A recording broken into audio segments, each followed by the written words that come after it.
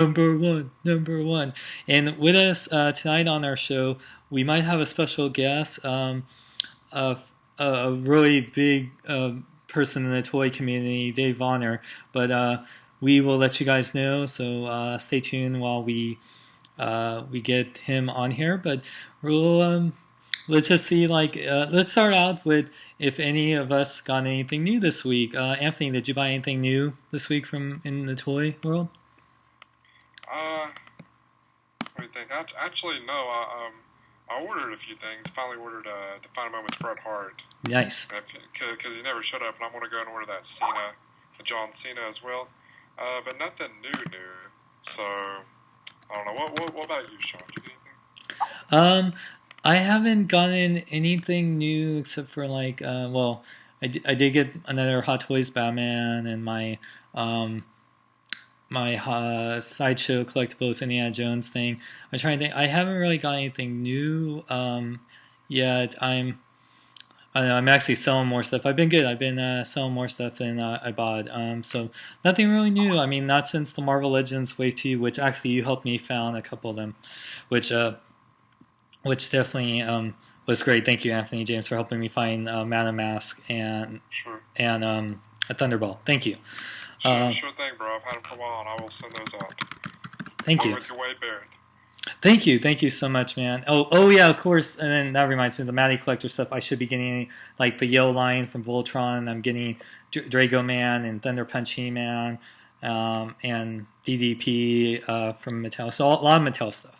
So yeah. What about you, Alex? I think you're getting some of that Mattel stuff too, right? My Line Force subscription again renewal, so I should be getting Hunk and Yellow Lion within the next couple of days. Besides that, in terms of recent pickups, one of the recent things was last week I picked up some Marvel Legends figures. I got Cap, I got Dakin, I got Thunderbolt, Madam Mask, Constrictor, and Claw. All right, sounds good. And John, anything that you get, and then we'll add Dave here to our show. Well, I got a really kick-ass toy from Sharpness Prime, got my Nemesis Prime, and actually I'm rendering a video that I just received from my communication from Optimus Prime and a review for it, so that'll be going up live for my Transformers Tuesday in just a little while. So yeah. Excellent. Well, sounds great, man. Well, let's get our special guest on here. So let me add the world famous Dave Vonner. So it's too bad we don't got Termus here because he would be super happy. Oh my god, oh my god. I want to welcome the world famous Dave Vonner. What's up, Dave? Hey, what's going on? Dude, thank you so much for being on our show. We just, you're our friend, and you're such a big part of the toy community, and we have a lot of love and support, and we definitely we're just honored to have you on here, man. Cool, thank you. I was actually in the shower. I'm just kind of chilling, just kind of scrubbing, and I'm like, oh shit! So I had to hurry up and get everything ready. Well, we're glad you cleaned up to be on here. Hey, I'm totally fresh. You guys Only missed the mouth, apparently. we should warn you, David, we do have a lot of minors in the call, so be careful. Just an adult. Oh, don't worry. That's my fault. I should have told you that sooner. Oh no, we're PG-13, so don't worry. It's like we're allowed. Well, no, luckily I don't get too vulgar, so we should be good. Yeah. But thank you guys for all the support and everything. So big shout out to you guys, and thanks a lot. Oh, anytime, man. We're here to help. Yeah. Thank you guys for. So what's going on? Well, we figure first we like for people that don't know who you are, and in this toy community, who doesn't know you? I mean, you've been at San Diego Comic-Con for many years. You've been a big part of the Marvel toy community. I mean, for like over a decade now, right? Yeah, pretty long time now. Pretty long time. It's funny how fast the time flies, man. It's been a while now. Did you actually start out at Toy Biz, or where did you start out at? No, I actually started. I started back in 94 with Spencer Gifts. Spencer Gifts, you gotta love wow. them. I love Spencer Gifts. Why are you always part Yeah. of things that we love? So the headquarters was actually I'm originally from Atlantic City, New Jersey. So Nice. the headquarters is in Egg Harbor Township, New Jersey, which is about 10 miles away from Atlantic City. And after I graduated from art school, they had an ad in the paper. And what happened, Spencer's prior to the 90s, they had most of their products they got from outside vendors, and they wanted to start their own product development team. So I came in and I had aspirations of being a comic book illustrator, before going to art school. But it was one of those things where at the time comic book illustrators weren't really making a lot of money, and my mom said you need something to fall back on. So advertising and graphic design was actually my major, but I was always the illustrator at heart. So Oh, definitely. Spencer's had a ad in the paper, and I didn't show anything that I ever did in art school. I basically created my entire portfolio in 2 days. It was all the things that Spencer's was about. Rock and roll and sci-fi and horror and stuff. So that was everything in my portfolio, and they hired me, and I was the first product designer on staff there. So it was just me and my boss, and we did a lot of cool things for kids, like the giant Kiss dolls. Actually, that's how I met Digger. Digger was Digger Mesh at the time.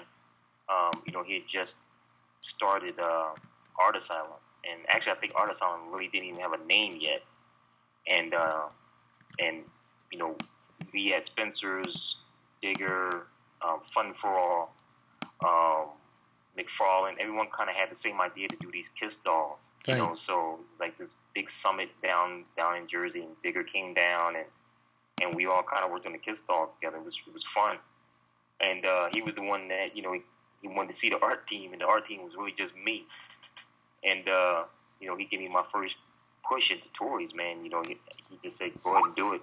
After a while, he had a giant spread in Toy Fair magazine. Oh, Toy Fair, we remember those days. Oh yeah. I mean, that's when Toy Fair was like, and Toy Fair and Wizard, they were thick, Yes. magazines. And it was like, that was the Bible for us, I used to buy it all the time up until... I love that magazine, man. Yeah, I That miss was them. before the internet, man. Hmm. Yeah, man, I miss that magazine so much, man, and it's a shame that it's gone. I mean, that was, it's crazy. Like over time, when you look back at the whole toy world and everything, and action figures, and how much things changed. It was like during that time, that whole time period, man. When Toy Biz started, and McFarlane was hot.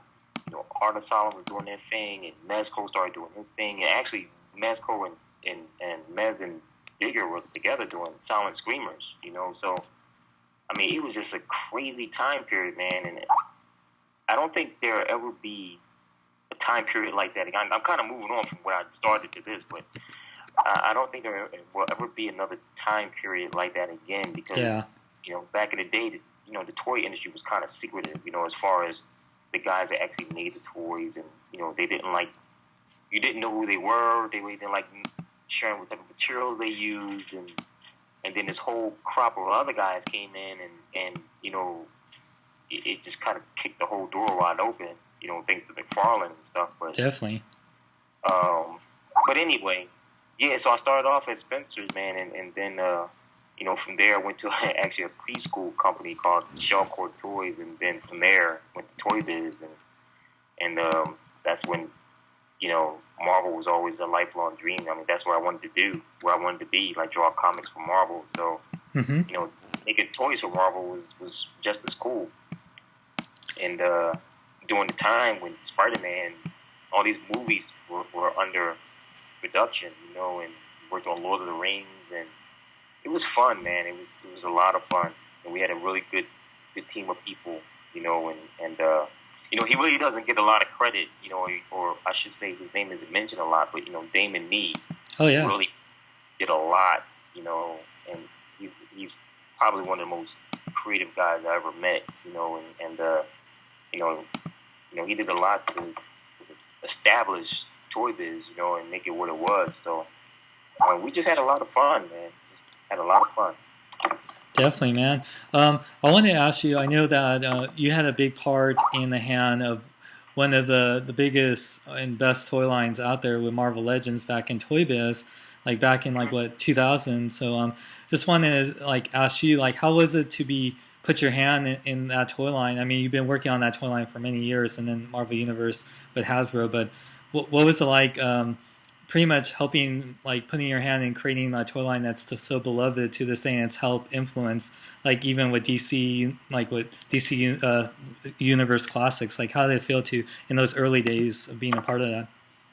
Well, I guess it really just felt like we just wanted to do something cool that we experienced in the comics because we didn't know Marvel Legends was going to be as big as it was. I mean, the toy cycle is so crazy because you work on things so far in advance, you know, prior to it really hitting the shelves. I guess you never really go into a fight thinking that you're going to lose, right? Right, exactly.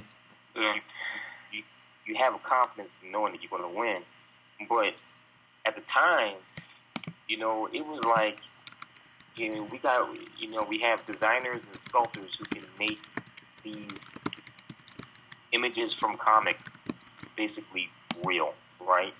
And you know, it was like the perfect storm of all this creative talent making it happen, and the quote unquote, you know, suits or executives saying, hey, you know, let's move with it, you know, and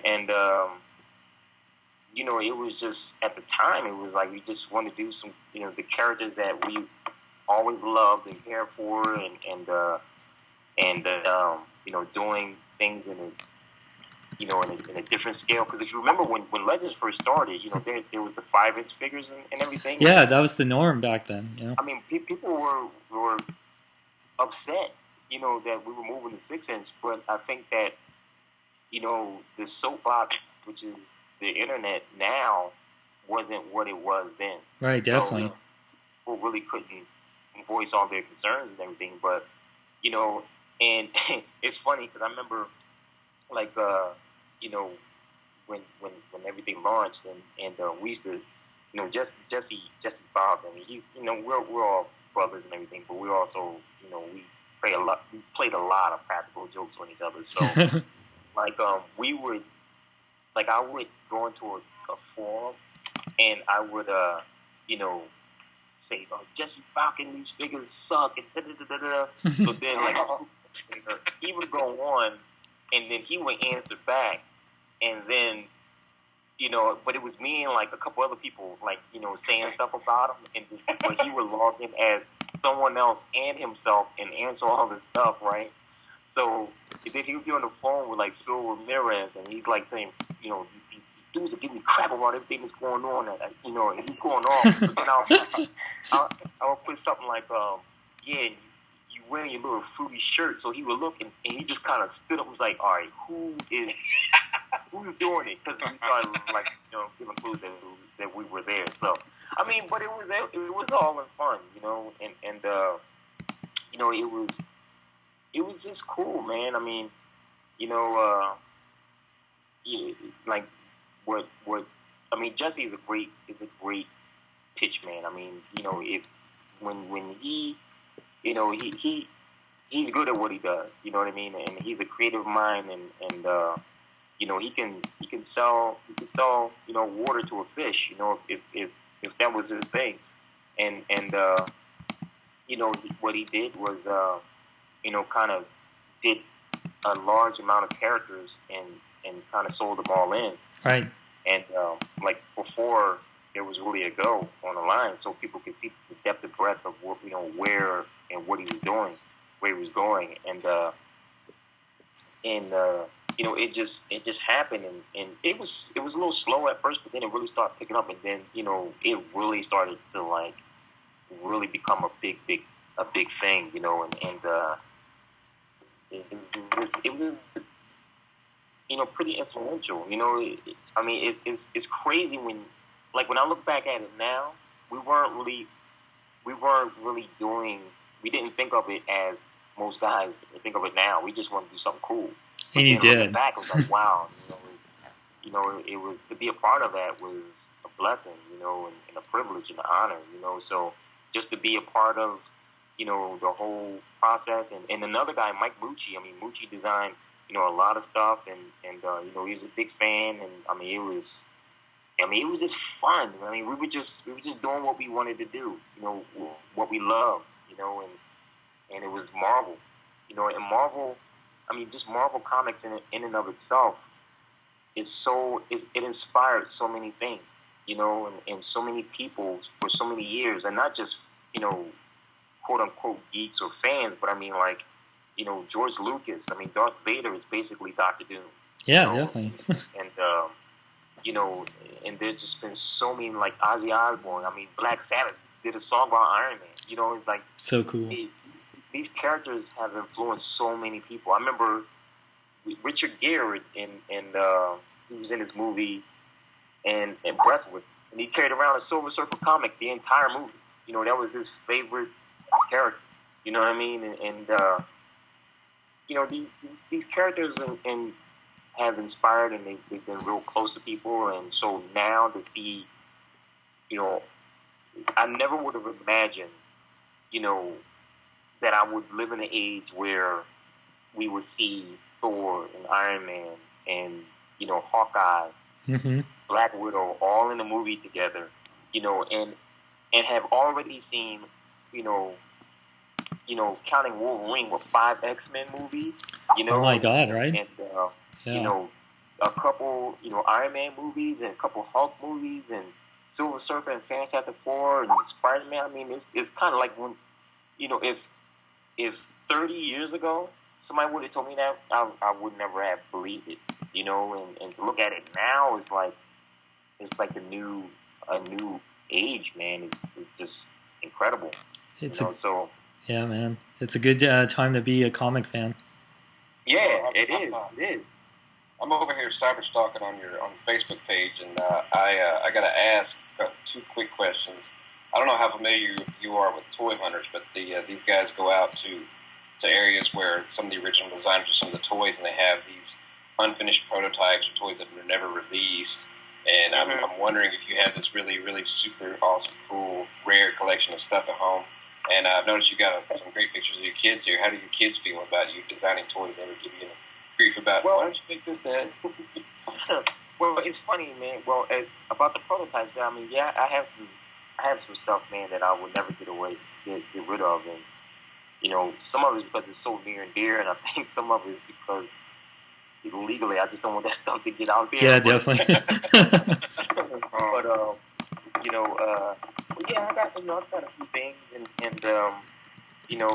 especially like some 2-ups that are really, really special because it's directly from the sculptor and painter's hands, and just kind of just remember, the memories are embedded in that stuff. So, but as far as my kids, it's like, it's funny, man, because I just remember, like, my daughter, she'll be 16, my oldest daughter will be 16 in July, and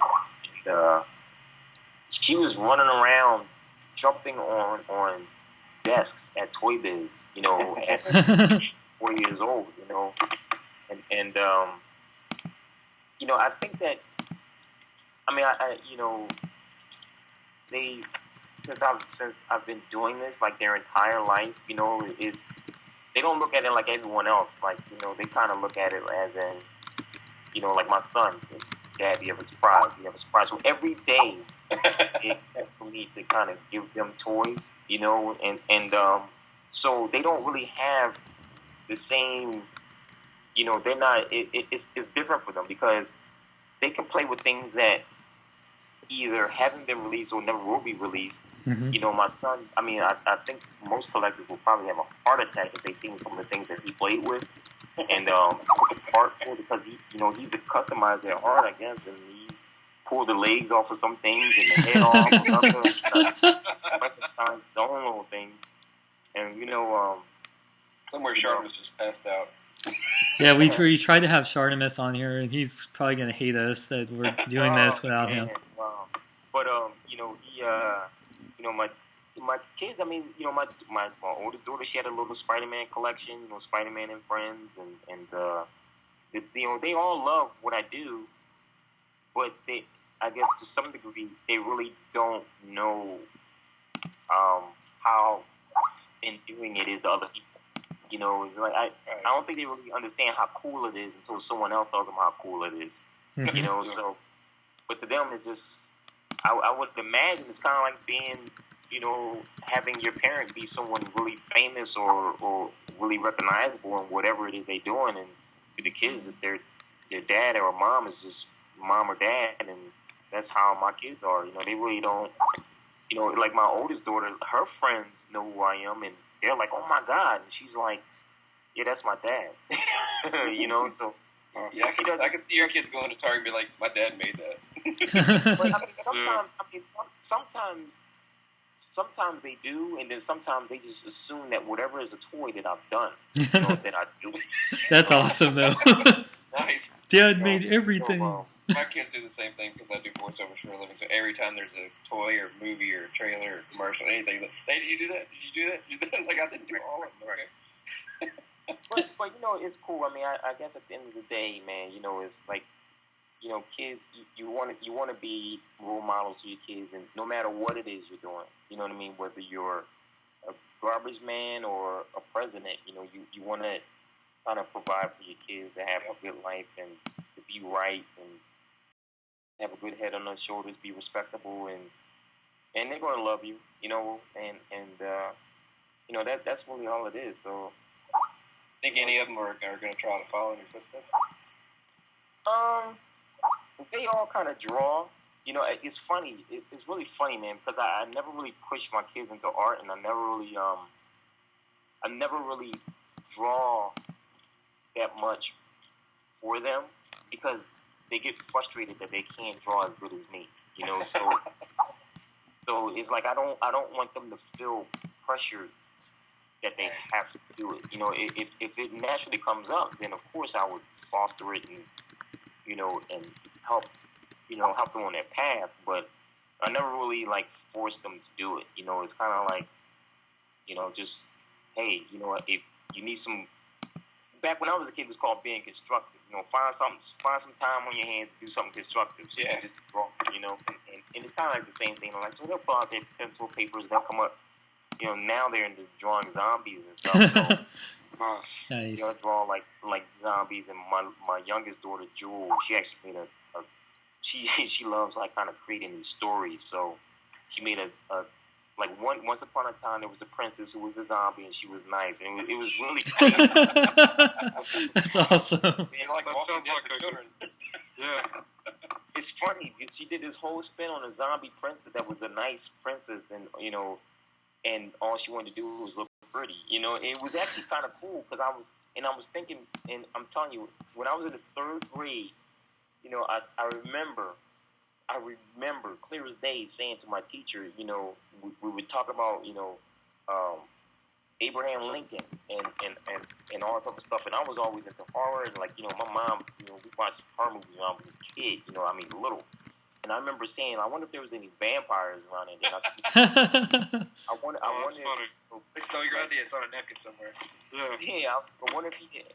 You know, how would he be if he killed a few vampires back then? And I remember I kind of got yelled at because it was also a whole Emancipation Proclamation, how he freed slaves. So I'm like, he can't free slaves, but he can't kill vampires. I mean, Exactly. Yeah. I got yelled at for that. You know, and I would take that ticket and go slam it on our desk and be like, "Booyah!" I know, right? Yeah, right. So, you know, so yeah, this is kind of cool. Let me ask you this, Dave. What does the future hold for Dave Bonner now? Like, are you still going to stay in the toy industry, or are you looking to go into like maybe comic books, or what do you think? Yeah. I actually like one of and maybe some of you guys even met him. He was a marketer on Marvel. His name is Scott George. Okay. And, Yeah. Oh yeah. Yeah. And me and him, we had like this symbiotic mind, when it comes to Marvel, and we were like long lost brothers. So, we partnered up, and we're going to do a few things that is very, pop culture, centric and everything, we've been making some announcements soon on exactly what it is, but it should be fun, and we got some things going on, and I've been drawing and designing stuff like a madman, and it's pretty cool. It's like some of the being a fan of Marvel, it we all love Marvel. Everyone loves Marvel, but we're also fans of everything else, right? I mean, we all Yes. Yeah. like I said before to some guys at Comic-Con one year, I was like, everyone in this room, this giant room, will be best friends, because we all like the same thing. And, more so than our close friends who know us. Like, my core boys that I grew up with, I was the only one that really was, like to draw and read comics and stuff like that. So, but, when you go to Comic-Con, there's everyone who loves the same thing you do. And you can instantly walk up to somebody or just walk into a conversation about, Flash Gordon or whatever, and everyone knows what you're talking about. And you can go on and on and on about it.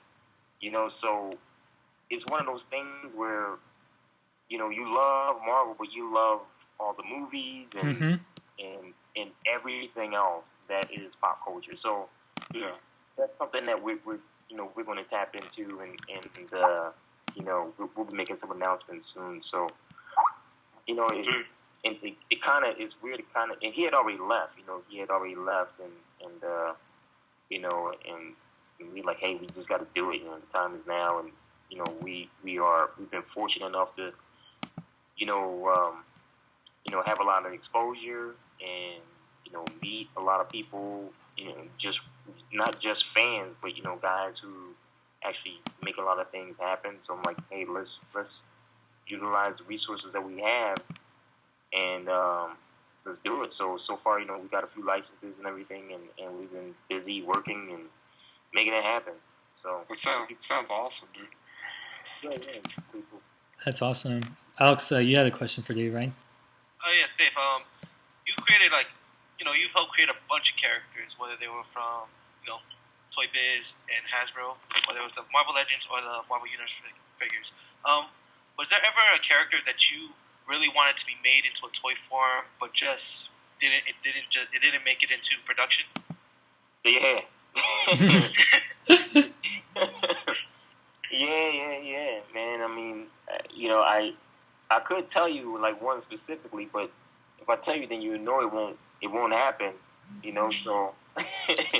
But there's always a possibility, and I guess that was always my thing. That's one reason why I never really got too upset. Is because I always, knew that there was a possibility. Like I always knew that there was a possibility for Rocket Raccoon. I always knew Yes. that there was a possibility, for Death's Head or whatever. So, I figured sometimes you can be so far ahead, and you just need to slow down a little bit for everyone to catch up, and that's kind of what has been what Marvel Universe, and to an extent Marvel Legends. I mean, Marvel Legends really, that's what it's really been all about. It's because we know. I mean, we get it, especially the guys that are doing it. I mean, like the core people that's doing it. I mean, we know, and for a lot of people.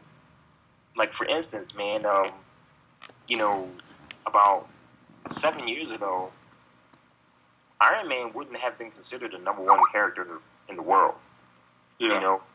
And I remember when we were at Hasbro and, about to start working on Iron Man, there was a lot of, like, focus groups done for kids as far as who Iron Man is.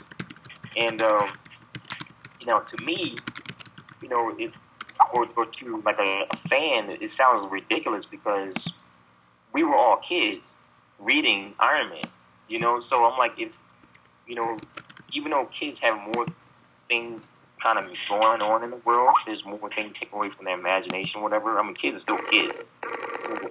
Love monsters and robots, you know. So, and superheroes, and to me, that's what I'm kind of embodied, you know. And but you know, Iron Man wasn't really that big, and then all of a sudden the movie comes out, it's a big hit, and wow, and then it's Iron Man, everything, everywhere, you know. So, but it's also one of those things where someone had to have the vision to say Iron Man is the number one and can drive a giant movie business and merchandising business, and he's been around for a long time. It's just a matter of doing it. So, but there are some characters that I wanted to do that, you know, I was looked at very strangely, and one in particular, you know, we had a long, because usually whenever I sold in the waves of Marvel Universe, you know, especially when it was really hot, it became really fast and easy. I could just basically say, hey, we're doing this, and everyone trusted my judgment, we could do it. But when I try to pitch in this one character that you guys really wanted, that's in a group that you really wanted, yeah, I was looked at like I was crazy, and it was a lot of conversation. But I had had a few backups too, and one of the backups I made it. But you know, it's the nature of the beast, you know, and when you get some of these obscure characters that look crazy and people don't understand who or what it is, you know, there is some apprehension about investing large amounts of money into making this product, you know. So that's just the nature of the beast when you're dealing with, you know, a giant entity like that. You know, some things, you know, come a little bit easier than others, but you know. But it was the same thing at Toy Biz with Marvel Legends. I mean, it took a long time to sell in some of the things. I mean, you know, Jesse had a hard time selling in certain ones, but it took a matter of, you know, had to look at the line, see the success of the line, and then saying, wow, well, maybe we can do that. You know, so that's what I mean by sometimes you can be so far ahead, you got to slow down and let other people catch up. You know, so definitely. Yep. Well, we got a special. One of our crew members and a friend of yours too, Shartimus Prime, with us. Hey, what's up, you guys? Oh my God, it's Jonathan. Oh, what's up, Jonathan? In the ear? Yeah. There he is. Hey, what's up, you guys? You okay, bro? Yeah. How you guys doing? Are you just getting back from Coachella or something like that? Yeah, you saw Tupac in hologram format. He's amazed right now. That was crazy. It was pretty sweet, man. I want to see a Michael Jackson concert like that. Well, see, you know what? You know what's funny, man? Every time there's a big giant leap in technology like that, I'll always say to myself, all right, we got to have a new Bruce Lee movie coming. I know, right? And that's Chuck Norris versus Bruce Lee, round 2. I mean, I would love to see a new Bruce Lee movie done like a 70s version. Yes. It looked so real, you know. That's what I would love. But that Tupac thing was insane. So Yeah. Insane. What's up, Shartimus Prime? How you doing, Dave? I'm good, man. I'm good. Hey, man, I gotta say thank you, man, for leading the charge of you know, the whole petition thing, and I am aware that some people at Hasbro did see and hear it, and you know, you are a man and a maniac putting yourself out there like that. Yes, he is. Yeah. But I mean, it's cool that, you know, to be thought of in that regard and have that type of support, man. So thank you. Oh no, thank you for everything that you know given us, man. But I can't remember any other time in my action figure collecting years to get so excited and then to get so let down like right after. See Marvel Legends make a comeback like that, and then to get that news, that's like, oh, what the hell? Well, I mean, you know, it's hey, man, you know, there's always a Monday. You know what I mean? Monday is always going to come around. So, and by that, I mean, you know, it seems like it's crazy and not what you want, but, you know, life goes on. You know what I mean? And, you know, you just move on and you know, it's like what Steve Jobs said. You know what I mean? Like death can be good. You know, it's a way of getting rid of the old and bringing in the new. Mm-hmm. So hopefully there'll be some new stuff that people can look forward to, and the torch will be passed, and you know, but personally, I mean, I feel like, you know, I think me and the team, we definitely raised the bar. You did. But you know, what Hasbro could do, and where Marvel went, and so I have no ill feelings. I mean, I came and did what I had to do, what I wanted to do, and I think we left a mark, and you know, we made a lot of people happy. You know, so that's in the day, that's what really matters. So yeah, you've immortalized yourself in plastic. Yes. You was the hero among plastic collectors. That is one of a lot of people's favorite figures, is that Marvel Legend War Machine, and that nice shiny mug on his face is yours. That's pretty awesome to be immortalized. Sweet, dude. You know, you ever play with yourself, Dave? I knew this was going to be asked. Yeah. all the time. Don't feel bad. I got a figure that had my toy on it, dude. I geeked out like a crazy kid. Just playing with my wife. Like, quit playing with yourself. I was like, please don't say that in public. You know, actually, the hardest thing about that figure is that there's always a family member that wants one, right? But Right. My own personal stash has been gone long ago. Yeah. So whenever I see it, you know, I gotta get it and buy it for a cousin or uncle or something like that. And you know, it's like I pay more and more for it. You know what I mean? Yeah, it's true. It's getting rarer and rarer. People think I have like this endless stream of resources that just mystically. Then you have a warehouse full of yourself. I know, right? You know, and I'm like, you know, that thing is kind of rare now. It's you know, been out for a while, and they're like, oh, just give me one of those war machines that you have. And I'm like I got a endless bottomless pit full of war machines that I just get handy that I can pass out to my family. You know, it's like Everybody always assumes that when you work in any type of business like toy or entertainment, they assume that. Now, do you get a free copy of that because you worked with it or worked on it? And like, no, I have to buy it like everybody else. I mean, you get your copies and everything, but you know, some people just think that you just have an endless supply. It's like when you have that friend who doesn't have a car, but you have the car, and he's like, you take me here and take me there. Like, and you're like, yo, you know how much gas costs now? I know, right? You know what I mean? Like, you know how much I have to maintain this car? So, you know, you know, it's all good.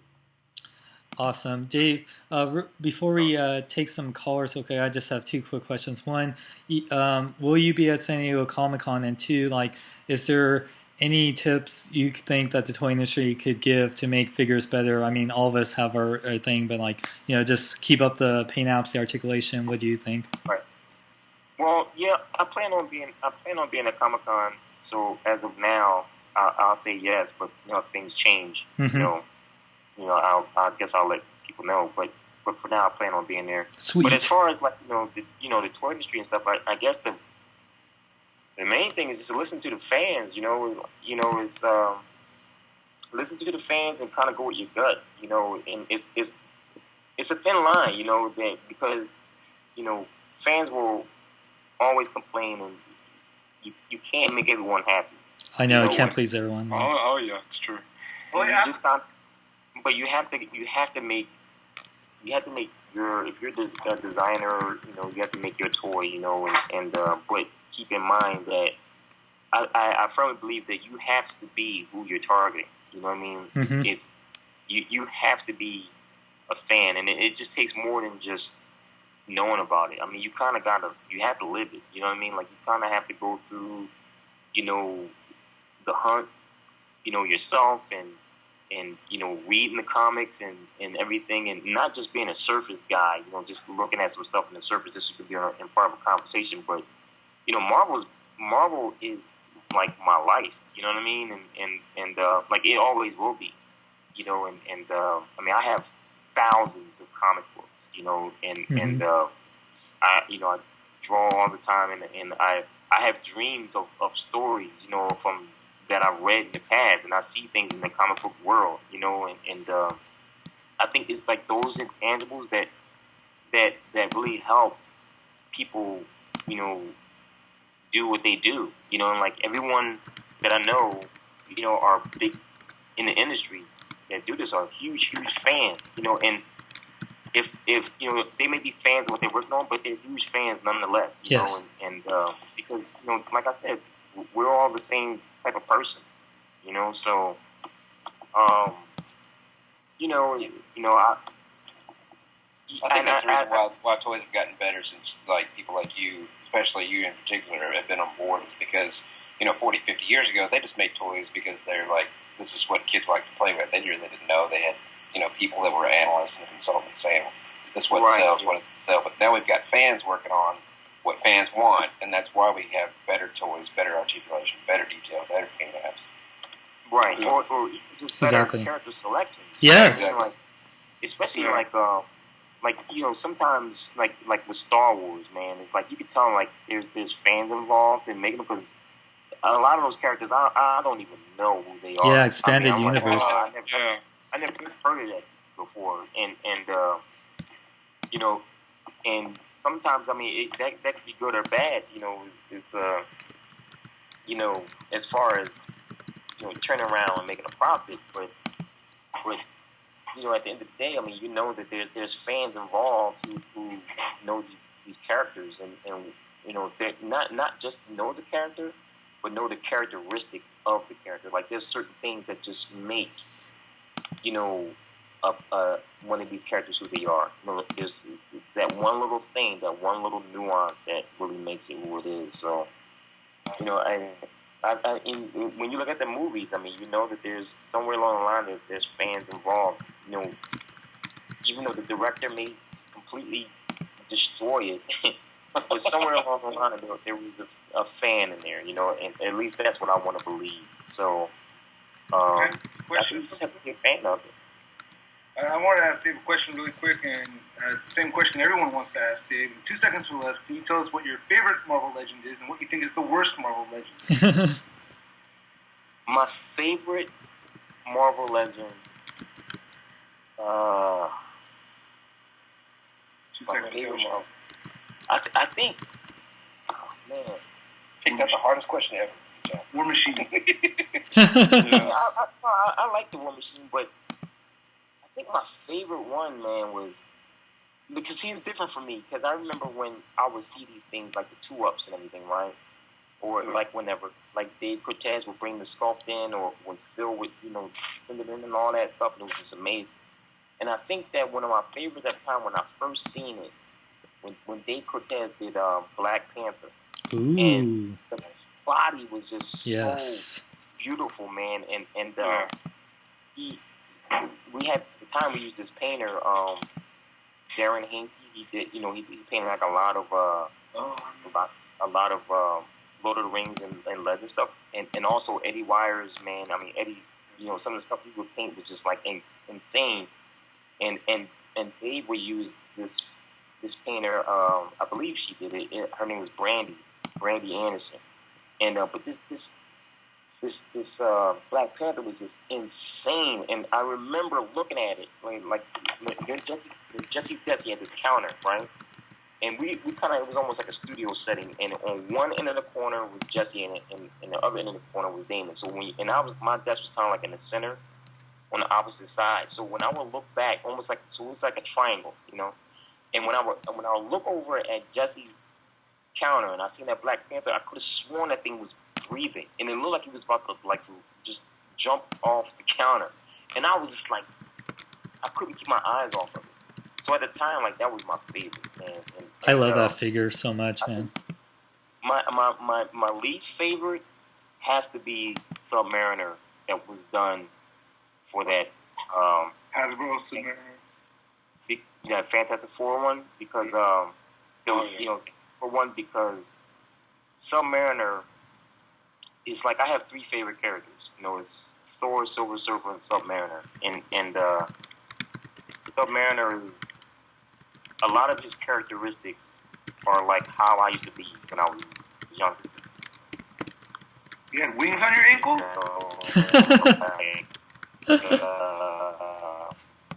Complete like fins as they are ankles and wings. I mean, we had a lot of discussions about that, and I hate that when people call them wings because they're not wings; they're more like fins. But anyway, it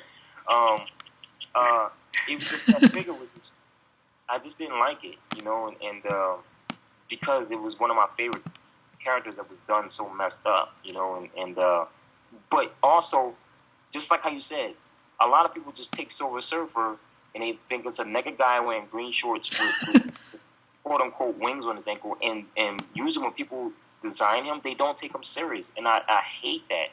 You know, they just kind of look at it as just less than a normal guy, like some crackpot, you know, and I, you know, even there's been some comic book artists who drew him, and I couldn't stand it, but they just didn't take him serious enough to make him cool. Yeah. You know, so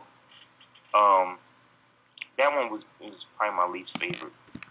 You know, but in person. I've only seen it in package. I've never even held that figure. Oh crap! I mean, I had a few because it was Silver Surfer, and I actually, you know, got rid of them quickly, and you know, I just. But also, it was like things Wild Legends at that time where I just didn't like. You know, I didn't like the packaging.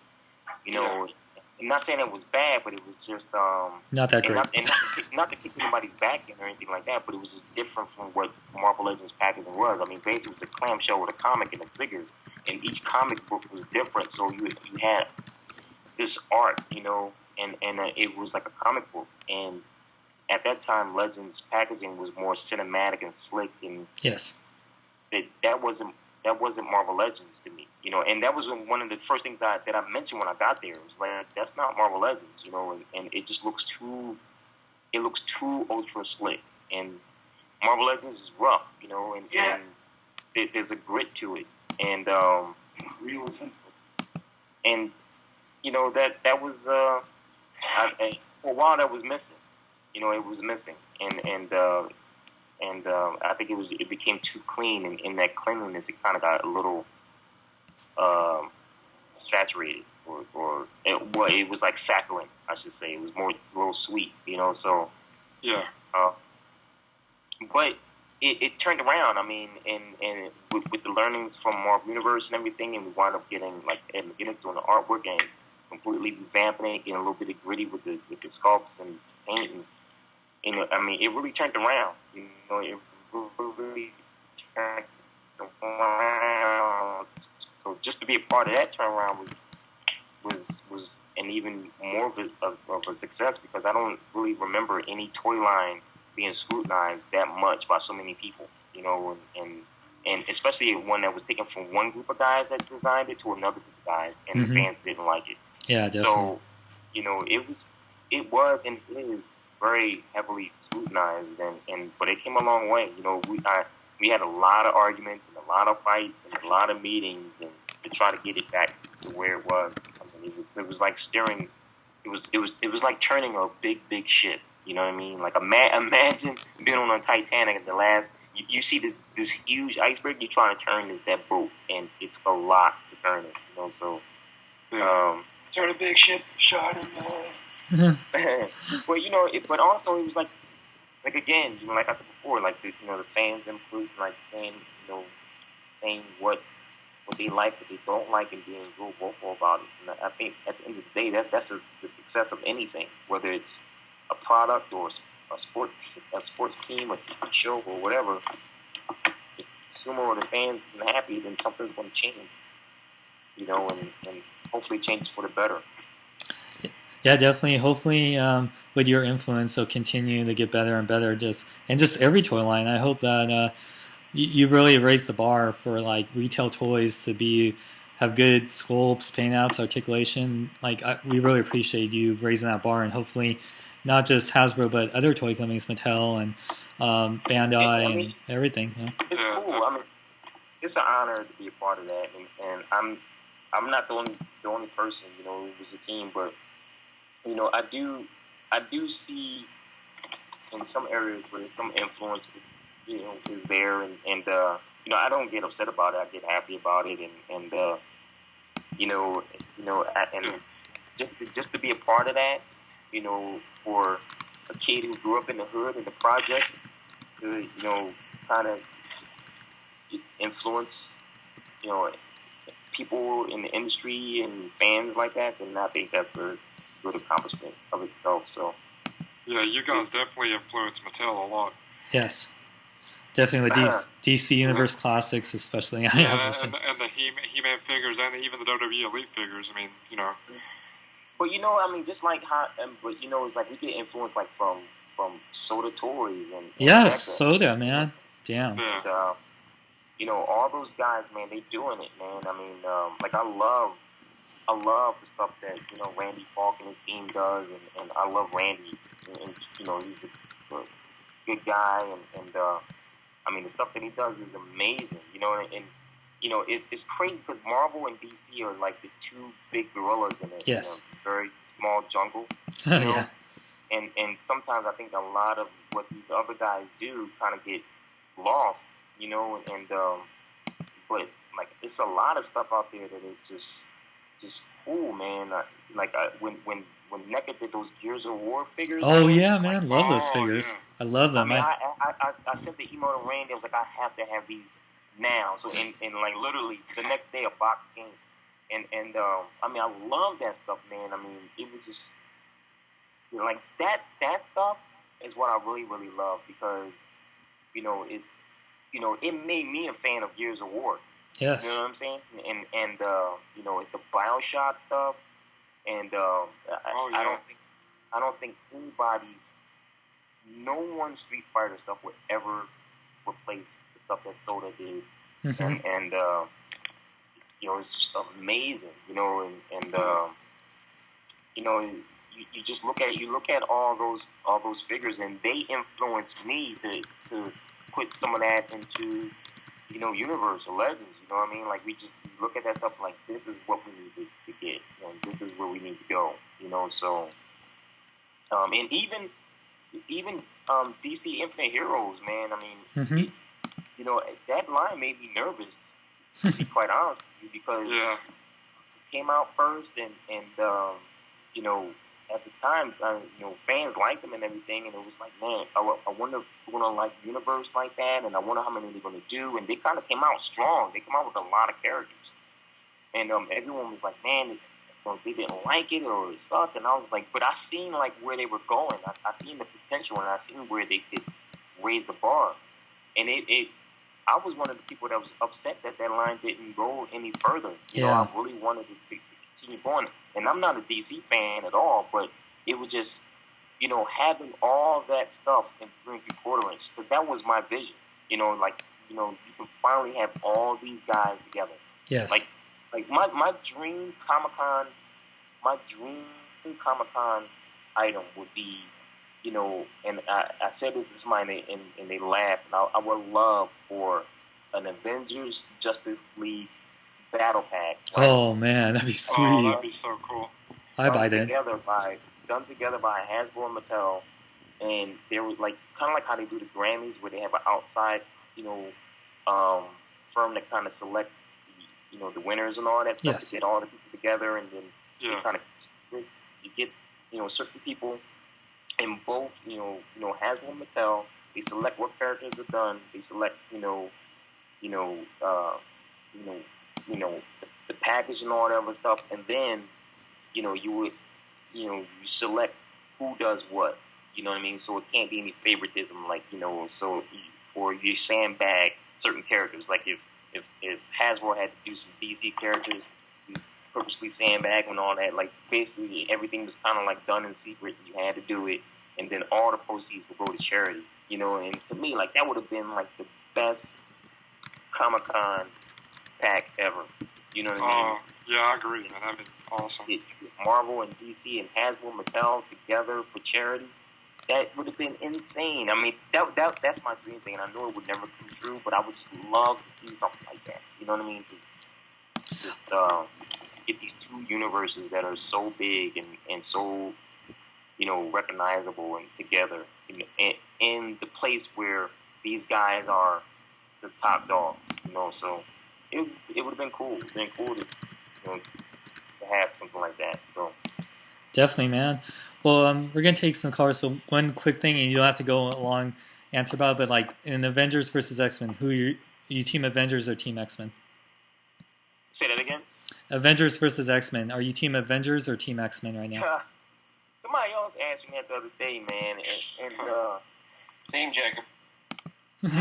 man, it Team Alpha Flight. No, I was kidding.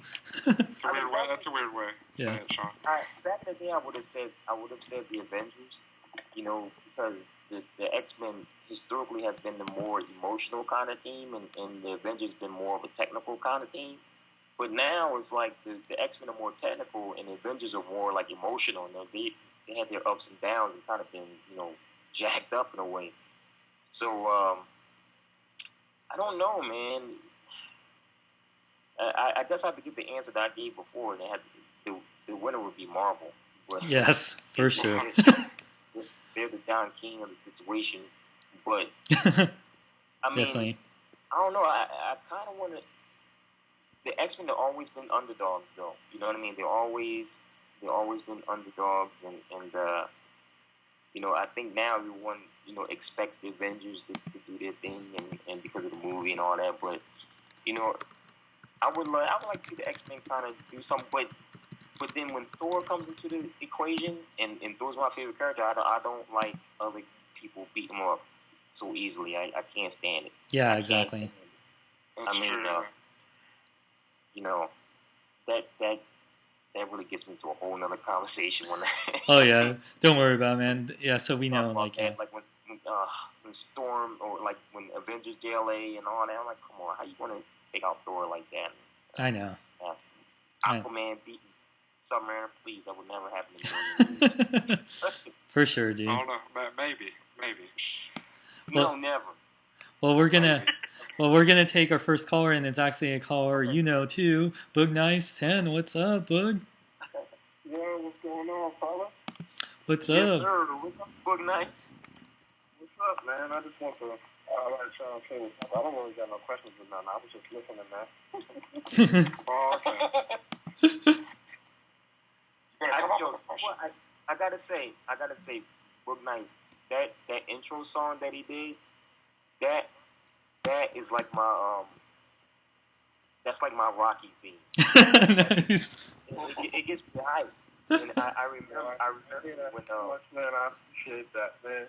I appreciate everybody who this is like a shameless plug, I guess, but thanks to everybody who purchased it on iTunes too, man. A lot of people went and put that on their ringer or put that on their computer or whatever. So I appreciate that, man. I get that a lot. So. You definitely got my 99 cents, man. I bought that, and I remember I was over at Scott, my partner's house one night, man. When we were both at Hasbro, and I said, what we need to do? We need to do this, and I played your song, right? I said, everything that he's talking about, we need to embody that. Yeah. So I mean, like that was like, yeah. I love that intro song, man. It's funny that you said that because when you did that, I think your boy actually went and purchased it on iTunes because I got like a few people that purchased it like right after you told me that too. So. Boog is very talented. And actually, one of my boys that's a pretty famous classic rapper back in the day, I sent it to him and he was like, "Yo, that's hot. I like it. So. Yeah, that's what's up. That's what's up. I may be in the booth, and so, you look for me. Yeah, they made it real difficult this year to try to go out there, man. I don't know if it was so hard for some of you guys in Cali, but I mean, it was just a mess with trying to get tickets. Yeah, it always is. Situation. It was crazy, man. Yeah, every year it gets worse, man. Yep. It gets worse and worse every year. I know. I was lucky. I helped Solid Snake in My Pants, and I actually think didn't you get your ticket, Boog? Like I helped you get your ticket too. If it wasn't for you, then I probably wouldn't even have a ticket because I'm supposed to actually use one of the tickets that you got for him. So. And JR, and I got Junior. Yeah. So I helped out a bunch of my bros. Professional registration to get going, so I can get mine. I know. It's a madhouse, man. Especially with that freaking the member ID thing. Now it's like, what the hell is that? and then they had the link, and the link wasn't working properly. It's like Maddie Collector in the old days. So, hey guys, is there any more questions? I'm about to turn in Yeah. a little bit. Oh yeah, actually, we do have like one more question you can answer, like from our buddy Rick, and then yeah, I appreciate you being on here as long as you could. Like that's really awesome, Dave. I really appreciate it, man. No problem. No problem. But yeah, Boog, yeah, dude, anything? Well, I mean, you always have something to promote. Anything you want to promote for the podcast and live show? Just the ACBA Facebook group, the like page, community channel. That's pretty much it. You know, we growing. We growing right along with you guys at BKBN. So we all. No, I actually did a display there, but I didn't work there. It's funny that you said that though, because I've been trying to work there for years. But the people that work there, man, they never leave, man. They've had like the same staff there since I've been going to Dominican. Like I've seen maybe 1 or 2 new faces over like the past 7 years, maybe. So every time I see you, I'm like, man, I remember this dude seeing this guy in Forbidden Planet one time when I was working at Toy Biz, but it must have been the other brother. I mean, I practically live in there. Like, I go there a lot, but I literally been trying to like moonlight and get like a little job there for a minute, for years right now. But it's not happening. They never leave, man. The people that work there never leave. You're kind of like that dude with the beard from Comic Book Man. Yeah, Brian Johnson. Brian Johnson. Yep. Exactly. Oh, that show was good, man. You guys watch that? That's a good show. Yeah, dude, I love Kevin Smith. He told me to. I don't know, man. I like it and I don't, man, because I understand. Yeah. I like the Pawn Stars aspect, but when they get to just chit chatting for half an hour, I'm like, let's see some more cool stuff. Well, no, you know what it is. Sometimes, you know, it's like some of the things, sometimes the way they act, it's like the stereotypical, you know, that comic book geek. Yep. And it kind of like makes everyone kind of I don't know, kind of look down on that fan. You know what I'm saying? Like the dude that acts, you know, the Revenge of the Nerds guy. Yep. Yeah, that guy. And woman, he's a super nerd and all this other stuff. It's like, come on, man. It's like, you know, I consider myself, you know, like a comic book geek or nerd or whatever. And trust me, I've never been the stereotypical nerd. Yeah, you know me too, man. Ball, you know what I mean? I did that. You know, I did my thing out in the street, you know, back in the day. And you know, it's like, I don't know. Sometimes with the way they act, it kind of sets stuff back, you know, or like going into a comic book store, you know, and seeing some of the things that they talk about is like, man, you know, that's kind of, I don't know, it's kind of whack a little bit, but yeah, it's not doing anything for that stereotype, and it's difficult for you to. It's almost impossible for you to like the show if you're not really in that culture. That's I know. It really is. Help them cross over and have somebody on the show that's a little more cool, I guess you could say. But I mean, overall, I still think it's a pretty decent show, though. They got a perfect time slot, that's for sure. Yeah, definitely. I just want Kevin Smith to change that hockey jersey, man. He's been wearing that since like 1999. You gotta be smelling by now, man. Yeah. You talk to a cartoon character. Yo, that thing could probably score a few goals on itself, man. Nice. Oh my god. That's awesome. But yeah, dude, Boog, dude, yeah, we love having you, man. Can't wait to see you at Comic-Con. And yeah, man, I can't wait to come out there this year. Definitely, everyone go subscribe to Boog Nice 10 on YouTube. Check out the ACBA's Facebook group. You know, Articulate Comic Book Art, represent. You know, I really give you guys so much credit because I get so annoyed just keeping my fingers still and then do dynamic poses. Like, I really respect it because I try to do it, but man, it just drives me nuts when the figures fall over. Shartimus' dork room and they just fall over. And get Fernando's critique on your pictures. Oh yeah, I know. Right? I know, but yeah, it happens. I'm trying to get better at it. I want to do more and stuff because I really give you guys a lot of credit. And I wore my ACBA shirt in my Three Stooges review, so representing, man. I gotta check that out then. Yeah. So who else is coming out to STCC? Box, you gonna be there? I know Charlamagne is gonna be there. Who else? Yeah, I'm gonna try to make it. Yeah. Try to make it. Professional registration. I'm gonna get going. Yeah. John, you gonna be there? Yeah. All right, that's what's up. They might need to make sure the JR Nightmares out. Yeah, he's going, man. I got him his ticket. So he the reason he's coming out there because of me. So yep, I'm helping out my bros. Yeah, he'll definitely be there. I know Ryan. Ryan will be there. Oh, that's good. Solid will be there, the big movie star. And Boog, you were in there too, man. You're a movie star too. Boog, nice. And comic book movie. I got there part though, huh? Dude, you were in there more than I thought that any of us would be. So Hey, good job, man. You know, I didn't see that. Did they have me and Dwight in there? No. No, man. They Wow. cut up so much stuff, man. Yeah, Boog got more screen time than you. That's crazy.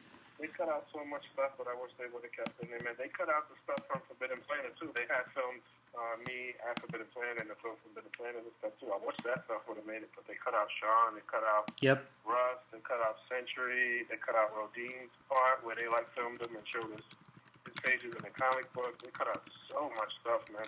Yeah. Well, I figured they'd cut out I mean, they Century. shot a ton of footage, though. Like, you gotta... I'm sure, editing a huge movie like that must be insane. So, they had to make some cuts. But I wish they would have included more like collecting stuff. Like they did a lot of focus on this guy getting married, and I just didn't really particularly care for that too much. But yeah, man. What about the buzz? Decent movie though. Definitely, for sure. I enjoyed it. And everyone, go to comicconmovie.com to see where you can see it or get it on demand and stuff. Definitely support the movie. But, yeah, thanks again, Boog. Word up, man. Peace to all of y'all. Good talking to you, Dave. Good talking to all of y'all dudes, man. I'll see y'all in July, man. All right, man. Hey, man. Take care, bro, man. And thanks for the support, bro. Yo, thank you, man. You know we behind you, brother. You always hold us down, so we gotta hold you down too, man. Thank you. So we'll take a couple of calls real quick, Dave, and let you get going because I appreciate you being on here as long as you can. Our friend Eric, Tenacious Rick, who I think you met at San Diego, he was one of the people in the group, Eric, what's up, buddy? Hey, guys, what's going on? It's going good, man. Hey, what's going on, man? How you doing, man? I have it's more of a statement, not a question, but I'm an artist myself, and I actually have been trying to get into Hasbro. I've applied there, and you've actually been a huge influence on that, so I just want to thank you for that. And also, I think I'm a big Marvel Universe collector at BKBN, so I just want to say we're going to miss your work with the Marvel Universe, and definitely appreciate everything you've done so far. Oh, man, thank you, man. You said you tried to apply to Hasbro. Did you ever try to figure out doing freelance work with anybody there or anything? I haven't. No, I actually haven't done anything in Hasbro. I just actually applied for an internship. Oh, okay, I got you. That's probably all they can afford right now. Is just internships. I don't think they can afford the payment. Right now.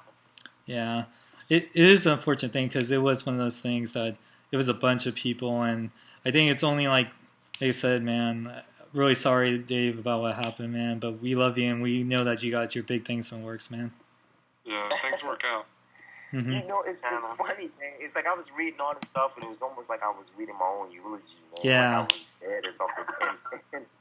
And I think that, I trust me, like when I walked out of there was more people upset than I wasn't even upset, really. I mean, I left and I had a margarita after I left for lunch, and there was people really upset and still are upset, and I understand, but for me, I think that one reason why I wasn't bitter about it at all, and really not bitter is because I think some people value and not even just at Hasbro, but their jobs in particular.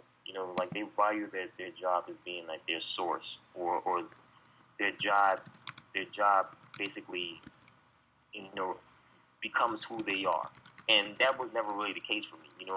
It's like I never I never chose Hasbro. Hasbro chose me. Like they came and found me, you know, and I think that I left a mark there, and you know, there's more for me to do. So when I, you know, when it all happened, I wasn't bitter or upset at all, you know, and because I knew that there was going to be more people upset that I was gone that could, you know, make things more difficult than I ever could, you know, and you know, that day there was, you know, it was just strange for everyone else, you know, and you know, I hope that, and you know, things will get back to normal, you know, but you know, that day was, I think nothing really was productive was done that day. That's what everyone was talking about, was the layoffs and you know, me not being there, and you know, it's I'm honored to know that I had that much of an impact on not just fans, but just everyday people that I've seen every day and work with and everything. And I, you know, always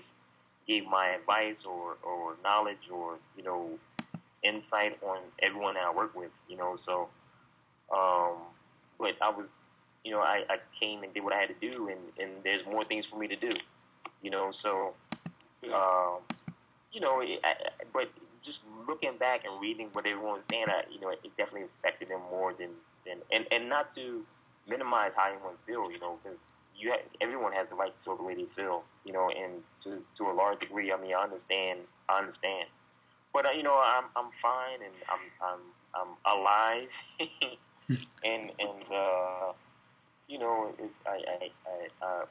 I'm doing, you know, what I love to do still, and now it's like, you know, I get to see what is coming down the pipe for, you know, for Marvel, you know, and you know, I'm sure it will be great, you know, and I was just one little spoke in a wheel for a long time of making everything what Marvel is. You know, it's just an honor to be able to take some of these characters that, you know, Kirby and Steve Ditko and all these guys, John Romita Sr. created and made and breathed life into, and to be a part of, you know, something that made these characters continue to go and grow. So to me, that's more of an honor than anything else, you know. So you know, and there'll be more. You know, there'll be another. You know, there'll be another guy that's going to make things happen for Marvel down the road, and you know, make all things that the fans love, and you know, I'll be right there supporting it, and, you know, let him know if he's doing anything wrong. You know, so you know, life goes on. Well, what is your name and what's your question for Dave? My name is Toys for the Win, and I have a question for Dave Bonner. Yep. What's going on, man? What is the favorite? What is your name? Oops, sorry. What is the best thing you think you've ever sculpted? Well, I'm not actually a sculptor. I'm more of a designer. Yeah, designer. I mean, not sculpted. I mean, the best toy you've ever made. Not sculpted. Sorry. The best toy that I ever made. War Machine. No, just kidding.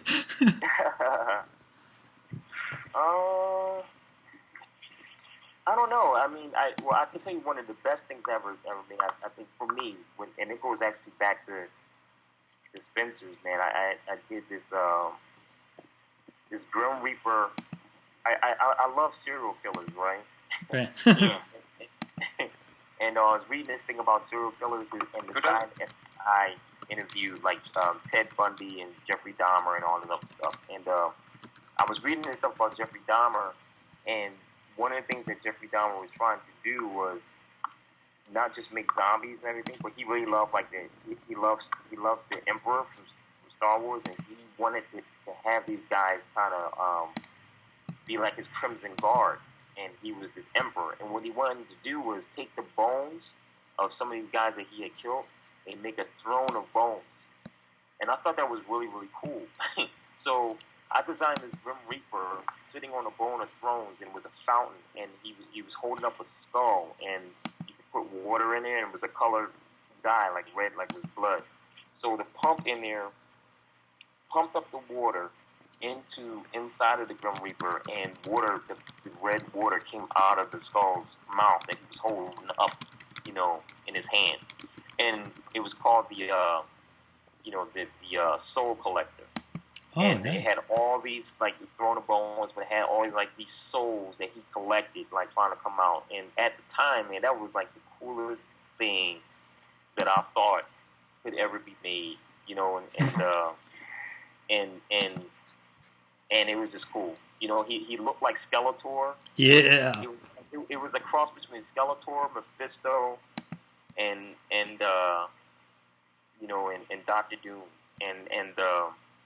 but it was just crazy, So that was like one of the most things that really stuck to me. But also, as far as Marvel goes, I think the 19-inch Galactus figure that holds a special place in my heart, and Apocalypse, that holds a special place, and Cable and Juggernaut and stuff, and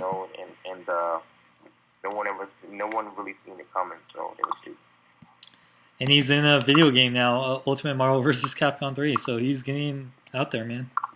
I know, and Marvel announced that they're doing the Guardians of the Galaxy movie, which I had already knew about, but I'm glad they made it official. Yep. And so that's cool too, So it's going to be great that this stuff is coming to to the movie screens and stuff. So nice. It'll be fun. Awesome. Well, we'll take one more caller for you, and then I know you got to get going. So take one more quick caller. Caller 519, you're on air. What's your question for Dave? Hey, Dave. I was just wondering, great work, man, from the Toy Biz line, dude. I really appreciated the work. Not a big fan of the Marvel Universe line. I never really collected them. I was more into the 6-inch figures. But I was just wondering, man, how come they decided to keep Dwight Stahl instead of you? I'm not trying to bob heads around, man. But I mean, I'd much prefer your work over his work any day. And I'm sure a lot of people would agree. I mean, with that, if you can't answer, if you can't, Dave, we understand. Well, I mean, I guess. Well, thank you for more support, man. And what's your name again? It's Mike. Oh, Mike. Well, your things, Mike. I guess usually when those things happen, like when layoffs happen, they really don't. It's not as personal as people would perceive it to be. It's kind of like they kind of take a spreadsheet with a bunch of numbers and salaries, and they really start cutting. And I believe that's what happened, and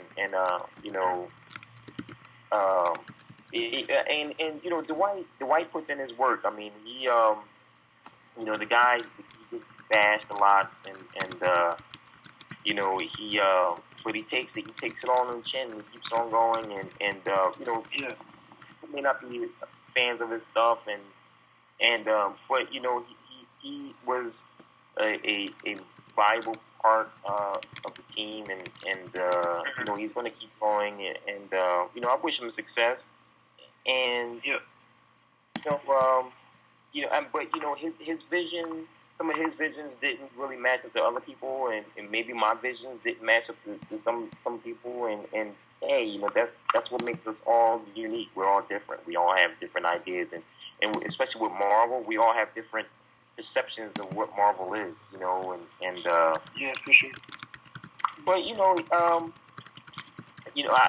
would never wish anyone to be laid off. I mean, because people wouldn't take it the way that I did.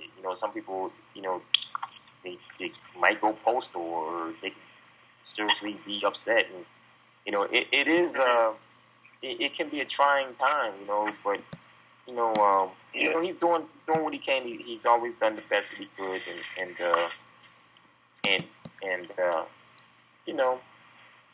Yeah, at the end of the day, it's a business, right? And you just gotta, look at it that way. But I mean, if, in my opinion, I just like your work better, so I think that you would be better on the Legends line, to be honest with you. And that's just my opinion. I mean, I'm not trying to put him down or anything. I just prefer your work, over his. Right. But, I mean, it is what it is, right?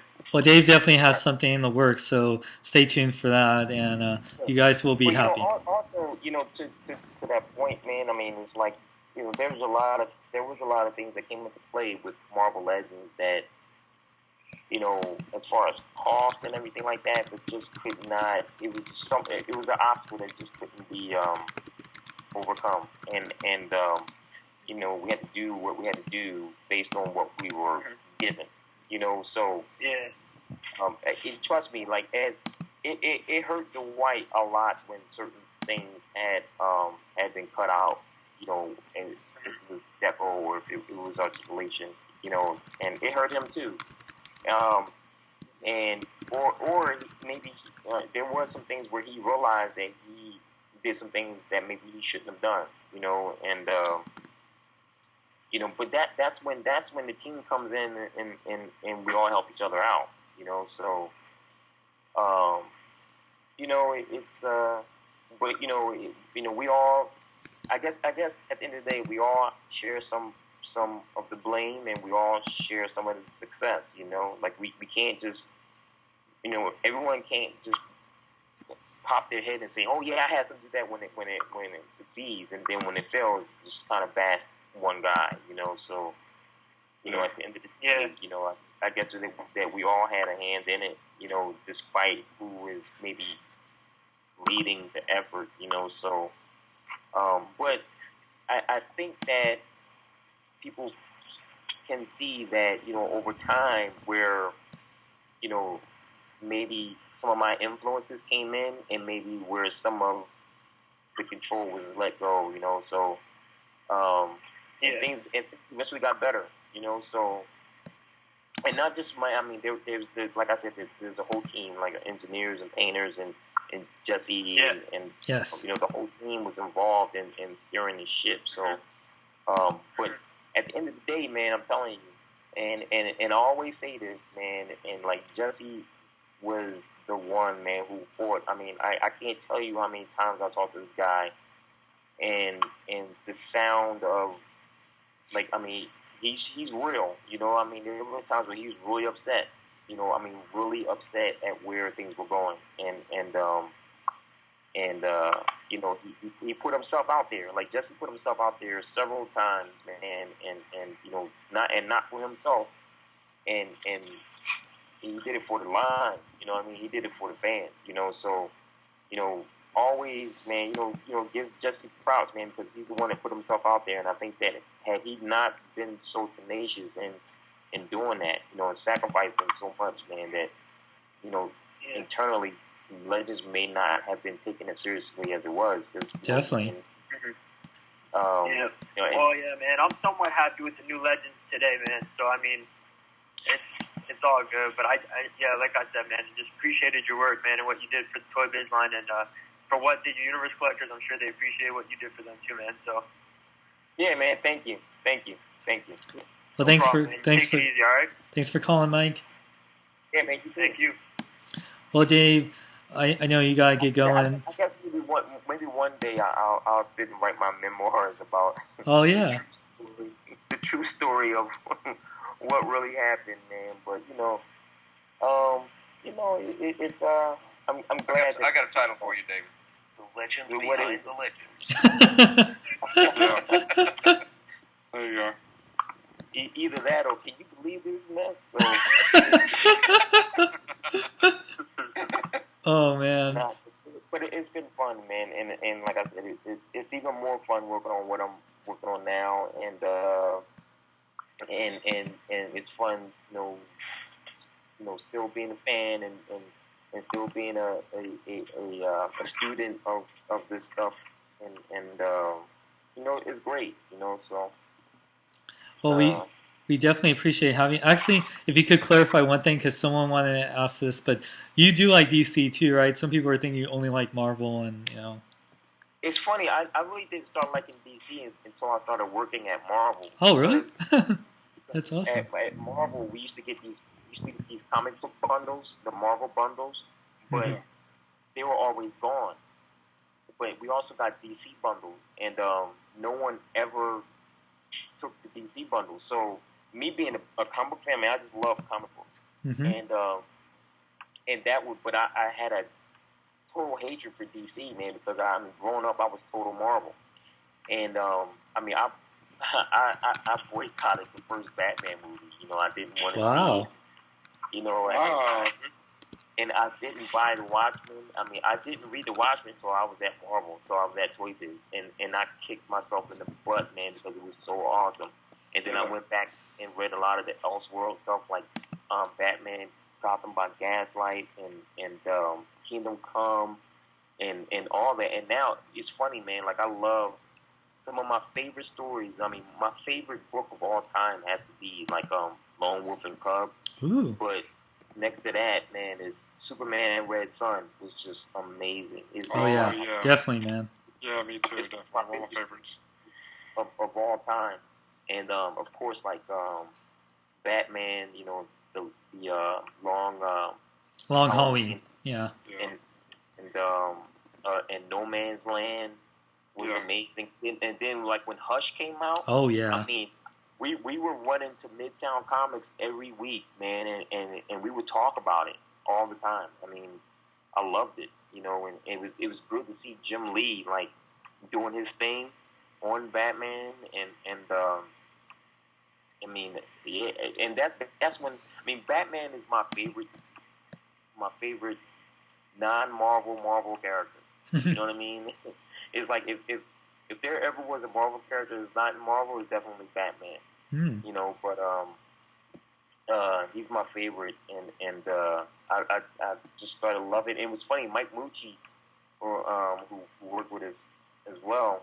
You know, he already loved it. So he was like, you got to read this, you got to read that, so he was bringing it in. He was bringing his stuff in. I was just gobbling it up, man. It was just, and then with that, I got into like, you know, Wildstorm, and got into Planetary, and The Authority, and all that stuff, and it was just amazing. Amazing. Oh, dude, I know, right?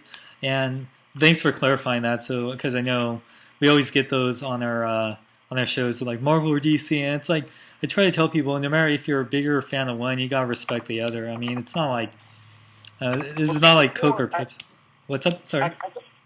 I guess before what it was like Marvel had a set way of doing things, right? And Marvel actually had a Marvel look. Like the artist had to draw the Marvel way, and I had how to draw comics the Marvel way, you know. Mm-hmm. And but now, I mean, like you had guys like Bob Layton and John Byrne, you know, Walt Simonson, you know, John Buscema, Sal Buscema. They were Marvel. They were Marvel staples. You know what I mean? Yeah. But now, you know, it's not really like that now. Like these guys draw for Marvel, they draw for Image, they draw for DC, and there's so much cross, you know, pollination going on that there really isn't that Marvel artist anymore, or that DC artist, or you know that Marvel writer. Everyone kind of goes around, and so now it's like sometimes you can pick up a DC book and you know it looks like a Marvel book, you know, and you know one of the things that I love that I miss actually about Marvel was the covers really told the story, and now the covers are just like pretty portraits and everything, and I really miss word bubbles being on the cover and like oh yeah, right. You know, and that was Marvel, man. And I remember DC was like kind of the first ones to really do that stuff, like with like kind of make covers that had nothing to do with this story. And I at the time I hated it, you know what I mean? But you know, it became something that everyone followed, you know, slowly. But yeah, I mean, I like if I see some DC, I'll pick it up. Like you know, the whole Green Lantern thing. Yes. What was that? Blackest Night. Yeah, that was really cool. That was cool, and I remember, and I love Flash. You know, so Flashpoint. You know, if I see it, I'll pick it up. You know, but I mean, I love Marvel. Marvel's my number one, and then everything else kind of falls. You know, but you know, I'm not the biggest DC expert. I think I know more than the average person, but yeah, if I see some stuff, I like it, you know, and I'll pick it up. That is awesome, man. Well, we really appreciate you being on the show and answering questions from the fans and telling these stories. Because, like I said, Dave, like I met you in person and seeing you at Comic-Con or any convention, man, you're always such a blast to talk to, and you really like are so good to your fans. You're friends to us, and hopefully we'll see you at Comic-Con, and and can't wait for your future announcements. Is there anything else you want to say before you have to head out? Hey man, Sean, you need your own XM radio station or something, man. You're like you're like a serious professional, man. You go to calls like call number 35. Please call now. You're like, thanks. We try. Hey man, you guys are serious, man. Big kids is like. But you thought it was gonna be a bunch of 10-year-olds talking about Play-Doh and stuff. Like a real legitimate operation, man. Oh, thanks, Dave. I appreciate it, man. It means a lot. Well, you know what? It's great, like seeing like you guys all the time, man. And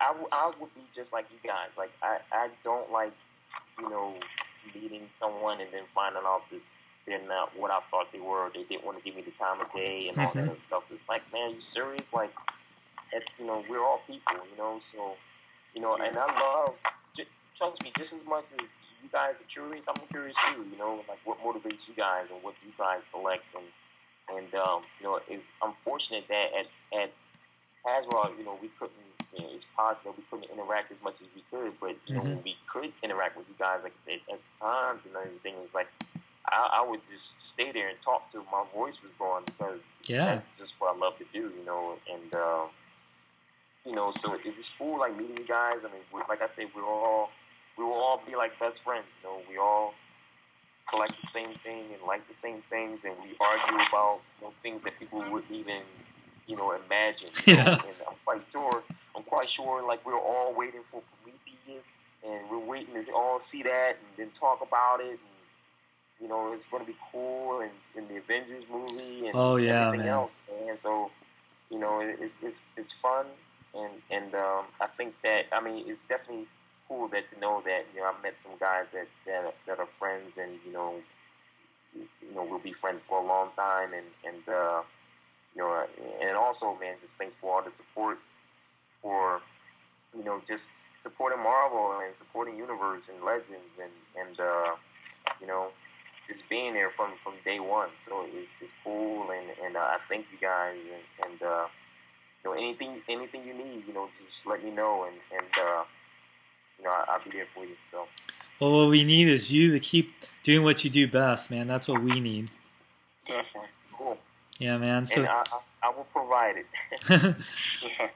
We want to once again thank you, Dave, for being on our show. It really means a lot, especially because we just started doing this, and we're only 2 episodes of this show, and like, man, thank you so much for making our show just so awesome. We really do mean it, man. Like, it's been great. Like, we always have our crew here talking and answering calls, but to have you on here just took it another level, man. So thank you. It's really been a pleasure. Cool. Thank you. No problem. Thanks a lot, Dave. Thanks, Dave. All right, man. Take care. You too. Bye, bro. Love you, man. Love you. Bye, man. Hey, man. Don't cry. Take care. Excelsior. Excelsior. All right, take care. Bye. Thanks, Dave. Thank you, David. Well, I hope. That was a really good interview, Sean. Oh, dude. All you guys had some. Give yourselves a big hand. Yes. This was. I know. Like I said, this was only our second episode doing Toy Talk. Well, unless you count episode 0, so maybe our third. But just to have Dave Bonner in here, I have to really publicly, especially thank John 3.0 for help. Because Dave is our friend, but it's like, here, we should get Dave on. It's like, oh my God, John, you're brilliant. So just want to say how. I said, hey, I invited Dave. He said he's gonna be on the show. Yeah, exactly. So I really want to thank John 3.0 for being so, like, giving so many great ideas for just so many things, like whether it's our shows, our promos, and so thank you, John. I really love you, man. He's really the grease in the wheels. Yes. Yep, I am greasy. Yeah. But I'm like a big piece of bacon. But our show our show's not over just yet. We do have about 20 minutes to take calls, so let's take a couple calls, especially one that's been holding the whole time. I feel bad we didn't answer, but he's always on the shows, and he always beats Quorum at wrestling, or well, sometimes Quorum kicks his butt in wrestling too. So He always does. yes. Hey, am I still on this call? Yes. Yeah, Eric, we kept you on the call because you're our crew, so yeah, that's Yeah, right. don't screw it up, Eric. I'm trying to unmute the call. If anyone else is on the thing, can you? Is WWE? I got it. Okay, cool. Because I've been trying to unmute him for some reason. There he is, WWE. There we go. WWE fan. Sorry we didn't get to you, but Yo, what's up, people? anything you want to? Good to have you back on here. Yes. I have a question for Anthony James. Oh yeah. What's up, bro? Anthony James. I heard that Mattel are going to make a basic 2-pack of CM Punk and John Cena. Now Yes. I'm wondering, do you think they will put like one WWE title or 2 WWE titles for the accessories? Oh, that's a good question. That'd be cool, but you know what? Because it's basic. If you know it's basics, pretty much only come with one accessory normally, especially even in the 2-packs. So it would be really cool to. Like some packs come with 2 accessories, like where it came with the knee pad and Cody came with the mask. Yeah. I mean, sometimes, but I mean a belt or something like I'm not even sure. I think the tag teams, I think they came with 2 belts, but other than that, I can't think of too many that really come with any good accessories. So it'd be cool to kind of give it a gimmick and have 2 belts, but no, Mattel, they'll probably just give it one belt. At least those figures are still in stores, unlike many other things the Mattel is doing. Anthony, the Cody Rhodes review is kind of funny. In the beginning, it's like, oh, Cody Rhodes, oh my God, he's being the amazing Pac-Man. It's kind of funny. Thanks, bro. Hey, I look forward. You need to get on BKBN chat sometime because I was talking to Sean and Corman, and even John plays too. And we need to get Elimination Chamber. Yes, we should do that. Crazy when we all got up in there, bro. It's crazy. Better watch it. I'll just be knocking people over. Yeah. Yeah, John will just knock you out over for no I'll reason. just knock people over for no good reason. Yeah, Corman will be about to finish me, and then John just saves my life. He's a true hero. Bump into him. Yeah. Sometimes on purpose. Are you guys gonna buy Dirty Me 13? I got some. Of course. Yeah, we probably will, but it doesn't come out till like October, I'm sure. Yeah, it'll be a while, but. There'll be no road to WrestleMania. No road to WrestleMania. Huh. Well, then what is it? Just going to be multiplayer only? Okay. First, if they're going to make this, I just want to say this real quick. Just improve on the whole like grappling system and like, or because I'm talking about. That's for even people that were new to it. Like I was, it was like, why can't I grapple or like pull off a move? It's like, what the hell? It's like the whole countering. They should add a real tutorial in there. Yeah, like a counter. Yeah, tutorial. You need a tutorial. Improve the countering system and improve the online, like just in general. Definitely the online, yeah. Yeah, and then I'll buy it for sure. If you do those 3 things, I'll do. I have one more question for all you guys. Sure. What do you guys think of Lord Tensai? And do you think that Mattel will make a figure of him? Yes, and they will. He's getting a huge push, man. Yeah. I want Funkasaurus first. Funkasaurus first, man. Brothers, I need a elite Brothers Clay with Funkasaurus. You know who he was back then? Yeah. A-Train. Yeah. Everybody's chatting like, oh yeah, he's like chanting Albert. Like, Yeah. Well, I mean, WWE audience does stuff. I mean, they still chant sexual chocolate, Yep. And that's been over for a long time. Lord Tensai doesn't get revenge on Brock Lesnar. Like he almost broke his neck once. Sure. I don't know. Maybe in the back, maybe he did a. Who was it who put a broomstick up somebody's butt one time? Oh, JBL. When he put a broomstick up the Blue Meanie's butt, maybe he did that to Brock Lesnar. Who knows? I don't know. But I did hear that they're making a new 2-pack with I don't know if it's a 2-pack or what they're going to do, but somehow they're going to form TNA back together. The Tess and Albert tag team, and they supposedly dug up Tess and everything for it. Interesting. Me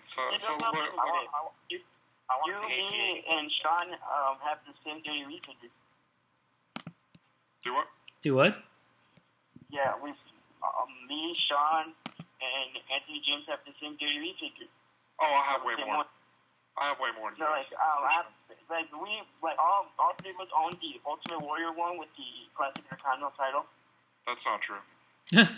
But that's not true. I've seen your review. I have 3 Ultimate Warriors. I actually have the one with the yellow world title and the defining moments as well, and also the one you're talking about. So I have 3. Oh, you sold it? So I mean, me and Sean don't have the same Ultimate Warrior. I don't know. Yeah. I have which one? Ultimate Warrior. I have the one that it was the one that came like it was the. I try to remember which one it was. It's not the recent one with Eddie Guerrero. It was the wave before, like a couple waves. I think 4. Yeah, with the Intercontinental. Yeah, exactly. Yeah, that's what I'm talking about. Oh yeah, I have that. Yeah. That's the one he's talking about, but I'm just saying you don't have that, WWE fan. Yes, I do. No, I don't know. Sean, do you think he has this? Who knows, man? Maybe make a video, prove it. You know, I mean, prove it. Yeah, do you have a video on it? No. Oh, okay. We'll see. Then you'll have I've seen the pics on Facebook on some wall. Okay, that's then. That's not the same thing to me, unless it like has like your face in it. Yeah, that's true. You have to have a picture of you holding the figure, then I'll believe it. Yeah, you know. All right. Awesome. Are you guys gonna get the new on Anderson's figure with the classic tag team title? Yes. Yes. Yeah, Almighty Collector. Dude, get on WWE. What am I saying? Get on BKBN chat, man, and and we're definitely going to beat you up. We'll set it up on there. Yep. Okay. We'll probably play later tonight. How old are you guys? How old are we? I'm 47. We drank virgin blood to keep this youthful look. No, it's yeah, that's nasty. Yeah, that's what we do. No, I mean, what was that whole thing? Like the witches thing? Like it was like blood of a virgin. They bathe in it. Yeah. Oh, yeah, that's right. That was weird. You took it too far. Oh, yeah, I do that sometimes. Anyway, WWE fan, we will fight tonight, brother. No, okay, so. Just Bring bring it. it. Okay, so. Hey, what's your name on the BKBN chat? I don't have one. What? Okay, What? get off here and go make What? One What? go We need the. one right now. Yeah, dude. Make it What's WWE the deal with having a BKBN account? Yeah, anybody can. Yeah, dude, it's free. Come on, man. You have to be, Awesome. yeah. Just make one. Make sure it says WWE fan so we know who you are, though. Yes. Yeah. All right, buddy. It's good talking to you, man. I'll talk to you. PS3, I guess, or BKBN chat. Make one now. Okay. Okay. All right. Talk to you later. All right, see ya. See ya. All right, let's. We only got time for a couple more calls, so let's say. Oh crap, my window. I have too many windows open. Trying to go back into the blog talker. Do you want me to pick up the next caller? Yes. 508. 508. Wait, isn't that? Oh no, I'm thinking of something else. Sorry. 508. What's up, 508? What's your name and question? It's Jesse. Hey, Jesse. My question is, are we doing wrestling questions still? Well, yeah, just toy talk now. It's mostly toy stuff. So yeah, he was asking toy wrestling questions. But what's up? So we're talking about toys. Which toy out of any Avengers, Transformers, any one of your favorite shows, which one would you want to see as an action figure the most? Well, yeah, we've gotten this question before, but are you talking about with a show they haven't done yet, like Avengers: Earth's Mightiest Heroes? Yeah, that'd be cool to have those. Yeah. I would love those, even in 3. Yeah, I'd love a cartoon version of the Avengers series. Yeah, dude. Yeah. I would love that. If it was done good, as long as it was. Yeah, I'm kind of surprised they haven't done something like that to kind of go, to put up against Young Justice, but the Young Justice toys don't seem to be doing very well. Avengers can cancel. Yep. Yeah, exactly. That too. So. Yeah. Maybe that's why Hasbro knew from the beginning. It's oh well, I guess no point, because you would think with the movie would have a big put between Marvel Universe and all the other 4-inch lines. Even if they were doing that, because Wolverine and the X-Men and Spectacular Spider-Man got toys, why not Avengers? That doesn't make sense. Well, I don't think that either one of those toy lines did good though. The Spectacular Spider-Man anyway, and the Wolverine X-Men I know didn't do good. Yeah, the Wolverine and X-Men toys, great show. Bad toys. Exactly, and the Spectacular ones were not. They were pretty bad, but I mean they weren't the worst toys ever. Yeah, I didn't mind the aesthetic, but yeah, they made them with very limited articulation. Yeah, and it's sad too because I would have bought the crap out of those if they could somewhat fit in with the Marvel Legends, even if they have good articulation. They could have been the Young Justice 6-inch versions of Spider-Man. Exactly. Because I love Spectacular Spider-Man. Me too. Not a fan of the Ultimate Spider-Man show, but love the Spectacular Spider-Man show. Yeah, I know. Hopefully, because Legends are doing so good right now, and also the 6-inch Avenger toys will probably sell out like hotcakes. Hopefully, Hasbro will say, "Hey, maybe we should stick to more 6-inch lines because that'd be awesome." And for people like us that love 6-inch. No, that won't happen. That won't happen. I know. I'm daydreaming. What am I thinking? Too good to be true, Sean. That was like us getting a complete Young Justice team. It's just too I know. Yeah, it'll be on Matty Collector 2013 in like November. We'll get Miss Martian maybe. If that, it'll probably be freaking 2016. I know. Revealed at Comic-Con 2015. Oh, Sean. What's up? What do you think about this whole new comic book thing with the X-Men versus the Avengers? Well, Comic Nation would answer that better, but since I wasn't on... Well, Alex is on. I mean, Alex and Quorum and all those guys are on there, but yeah, I mean, I've answered this on the Sunday show, but yeah, I loved it. Tomorrow will be issue 2, and I'm really excited for it. I'm sorry, what's up? Story thing, like with the X-Men, everybody loves the X-Men, and then the Avengers, which is like becoming more popular now because like the movies and all these like shows for kids. Yeah. So I think it was like really good. Yeah, because I've been reading both. I read both Avengers and X-Men, especially back in the 90s and early 2000s. I was like a big fan. Of course, I love the Avengers, love the X-Men. Right now I'm Team Avengers, and I mean, it's just also because if you read the issue, Scott, Cyclops is such a dick. So, I mean, he's always been kind of a dick, but we love him for it. But especially though he's like, no, you can't have Hope. And, Hope has been an interesting character. Dude, he's the future. She's the future of the race, man. He's got to protect her. Yeah, I know. But it's all, but they're not like Tony and them. I mean, okay, this is my opinion. They're not trying to like kill her or anything. They're just trying to prevent her from like killing other people, Well, he doesn't know that though. I mean, think of it like this: what if somebody come to take me away? Sean, would you just let him take me? Yes. Yeah, totally. But what the heck? I'm the Hope Summers of the BKBN, I thought you were the Quincy Choir. I don't know. I thought you were the Toad of the X-Men. No, I'm just kidding, Anthony. Oh man, no, but no, I mean, I really like it a lot. The art is really good. John Romita Jr.'s art is probably the best in this than I liked in his Avengers run. Like, I really like the art a lot. And yeah, this is probably what was so great about the #1 issue is that usually these Marvel events, they try to make the first issue so like, whoa, so much going on. But this one was kind of like more calm. It was just more like talking, besides the whole spoiler alert. But, if you don't read comics, you probably don't care about this anyway. Nova coming back, that was really cool. I mean, it was just really awesome. And I haven't really read any Marvel for a while. I've been reading a lot of DC, like comic-wise, because of digital comics. I read everything digital now. And so to have that, it's like, okay, Marvel, you got me back. I'm reading like comics regularly for you again. So yeah, because I love Marvel, but for comic-wise, DC's been better about the digital format. So now it's good that they're really pushing digital on this, and because I really don't want to have my giant stack of comics anymore. I want to buy the trades. Like I bought Flashpoint, and I'll probably buy Fear Itself trade whenever. Does the Fear Itself trade come out yet or no? Maybe no, not yet, right? I don't think so. Yeah, okay. So yeah. Oh, someone said you're the Sasquatch of BKBN, Anthony. Oh, that's funny. Oh, Team Vex 619. 619. You shut your mouth. We love you, Anthony. Reminds me more of Goop.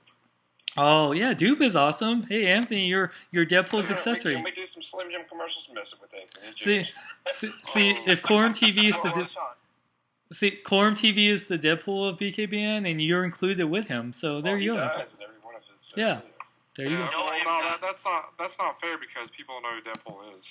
No, oh come on. Oh snap! If anything, Quorum TV is the most sought after figure of the BKBN crew. He's so rare and hard to find. That's true. Oh no. Anyway, he's actually really easy to find, Sean. Actually, like he's super easy to find. But yeah, dude. Avengers versus X-Men. Definitely read it. I mean, freaking Avengers. Just the title alone makes you want to read it. I mean, come on. It's just like, wow. Hey, Sean, I just reading now. Fear Itself, the Homefront hardcover comes out. Oh, okay. Fear Itself, Uncanny X-Force, the Deep hardcover comes out tomorrow. Oh, okay. Well, I don't know. I didn't read any of the side stuff anyway. I was, I don't know, yeah. Well, the only person that's really stayed dead, has anyone really stayed dead in Fear Itself? Because Thor's back and Bucky is. I don't know. Yeah, I don't know. I don't think anybody did. Caller, can I ask you a question? Would you read a comic called BKBN versus ACBA? if the cover had Sean stabbing one of their members in the oh my god! Why would I be stabbing? I don't know. You're a killer, man. Right now. Well, guys, this is a question for all of you. Okay. You didn't answer my question though, but okay. So, yeah, I would read it. But, oh, sweet. What's all of you guys? What's your favorite Avenger out of Iron Man? That's Captain it. America. My favorite Avenger is Iron Man, just because. Yeah. You picked the right answer. He's just smart, and he made his first suit in a cave. Yes. When Captain he was America dying.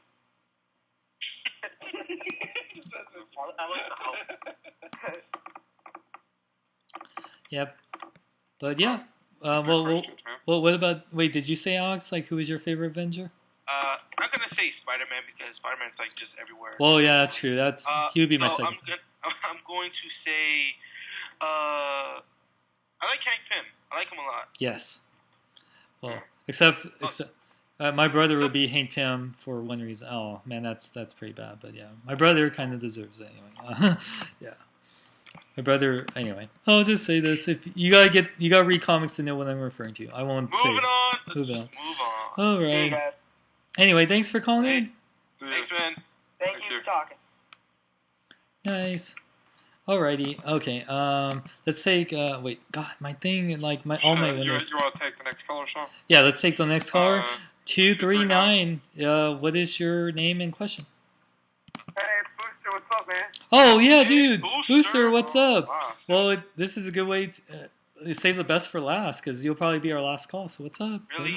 Best? I don't know about best, but I'm the best at drawing something, you know that. I would say mediocre way to end, but. Oh. At least he was on Gears with us. What the hell happened, Eric? What were you there, man? He had to get his shit back at this big. For some reason. Oh. Oh, yeah. Excuses. Yeah. Afraid. Yeah, what the heck, It's man? okay to be afraid. Ask Green Lantern. He said so in his movie. Oh, he does have great fear. We're all afraid. what's your question? I just called to say, is Dave still here? Or he Oh no, dude, I'm so sorry, man. We told him you were coming on, so he left. Yeah. Yeah, because your name is a DC name, and he doesn't know.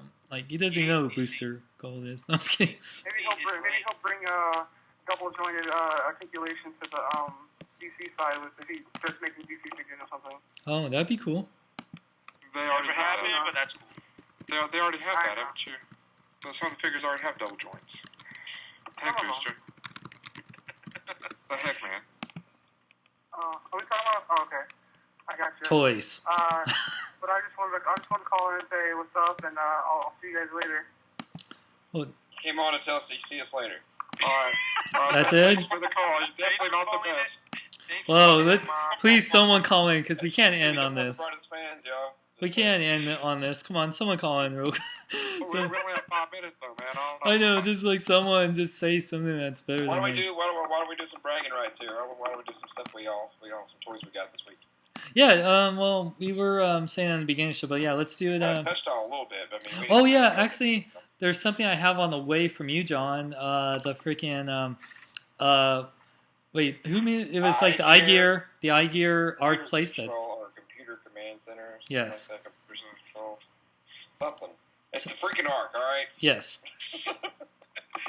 And he's also got a Peter Cullen / Optimus Prime t-shirt coming from me. Yay! Thank you, John. And oh great, now we're getting a bunch of calls. Should we take it? I know. All right, let's take it real quick. They all want to ask 516. Mr. Gold a question. 516. What is your what's your question? Hey guys, it's Moon. Oh God. Are you kidding me? Oh my What God. up? Okay. What up, Moon Pie? Okay, my question is for Sean. Yes. What's better, DC or Marvel? I think you shutting up is better. That's what it is. Let's take another call. Here you can. That was really rude, Sean. Yeah. No, I mean, I'm hungry for some pizza, so I'm cranky right now. I'm like Corum when he hasn't eaten now. So, Oh, nice. yeah, Corum is a genius. You need to keep him well fed. He's like, yeah, that's it. Dude, you can't go by New York. We hadn't eaten for like 10 hours, and we're walking around New York City. Dude, and I have to say, Corum has a stronger stomach than me because, man, he can handle New York pizza, but man. Chicago hot dogs, dude. Dude, he ate like a whole pizza that was looking at yours.